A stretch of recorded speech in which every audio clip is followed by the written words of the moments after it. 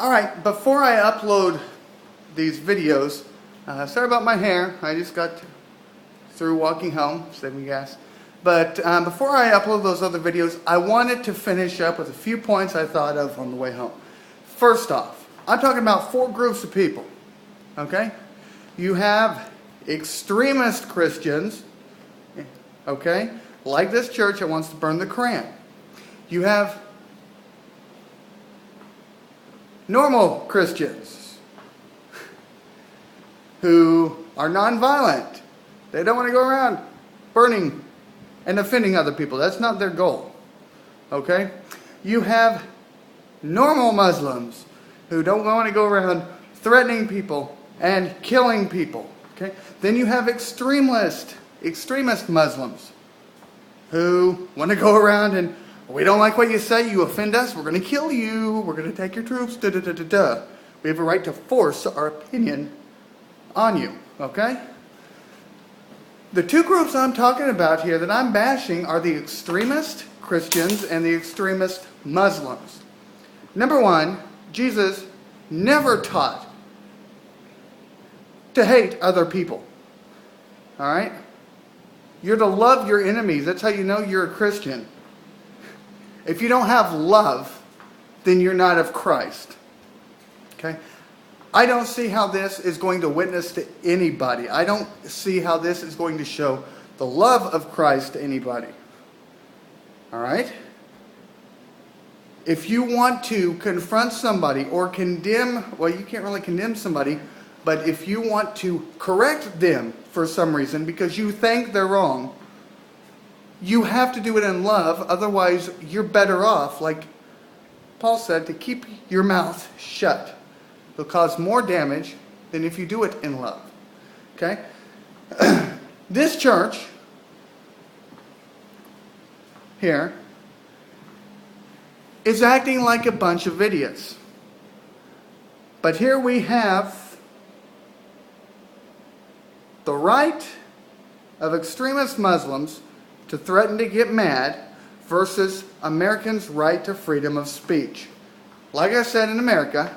Now, first off, if you're a normal Christian or a normal Muslim who's peace-loving, please, I'm not talking about you. Please do not misunderstand me here. I'm talking about the extremist ones who think they have some kind of right to demand that Americans not do anything that offends them. To demand that America changes their constitution, violates her sovereignty, her right to rule over herself, to not offend them. Okay?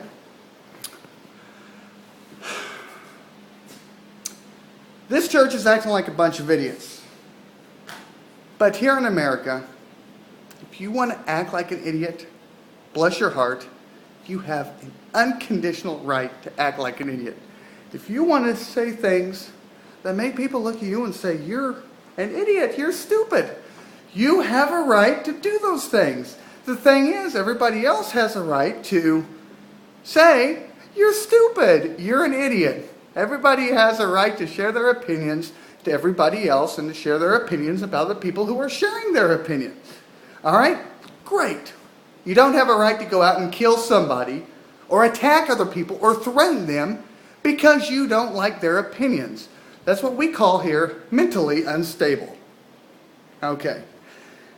Sorry, I'm really passionate about freedom of speech because, you start limiting it. What happens 100 years from now when you get the other side in power and they start limiting, the good things because they're full of hate. And the people unknowingly thought they represented one thing, and they turn around and show their ugly colors. You can't do that. Secondly, all the people who are sympathetic to all the protesters in Pakistan, in Iran, and everywhere else, who said, well, they're angry. We can't make them angry. You can't stop somebody from saying something that makes them angry. The last I checked, terrorist is a person who resorts to threats or violence to stop somebody from saying something or expressing their own opinions. Okay? If people attack us here in America, or they attack our troops, because otherwise they'd be perfectly fine, but because of this, they resort to violence. They're trying to shut up our people from their constitutionally protected rights to freedom of speech and their opinion by resorting to violence. That's called terrorists. Okay? If somebody attacks our troops because this church exercises its right to freedom of speech and its right to be idiots, this is going to cause a lot of controversy here. But I have to say, those people are terrorists. Okay? Terrorists are the enemies of America.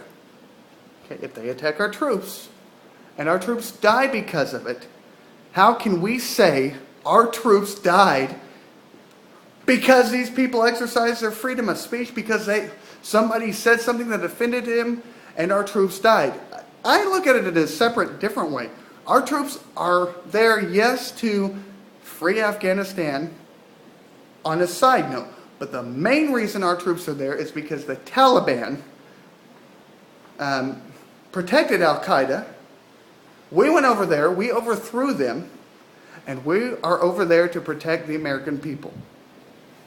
And if an American person says something that puts our troop, that makes people angry and attack our troops, then the people who attack the troops are the enemy.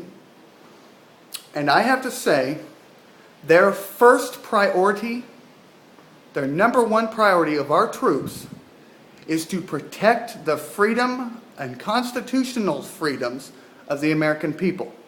So if a soldier dies because somebody attacked him or fought him because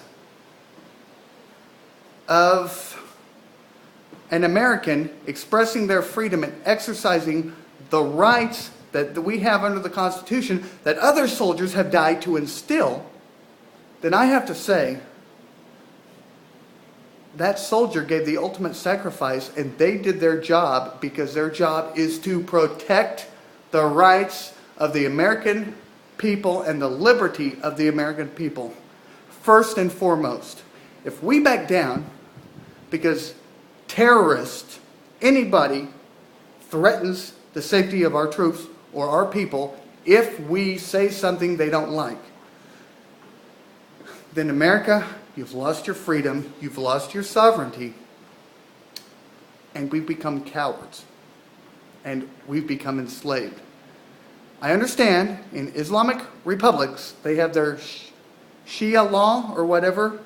Okay, well, first off, besides the fact that Islamic republics have really never worked, they produce tyrants like Saddam Hussein and Iran and stuff.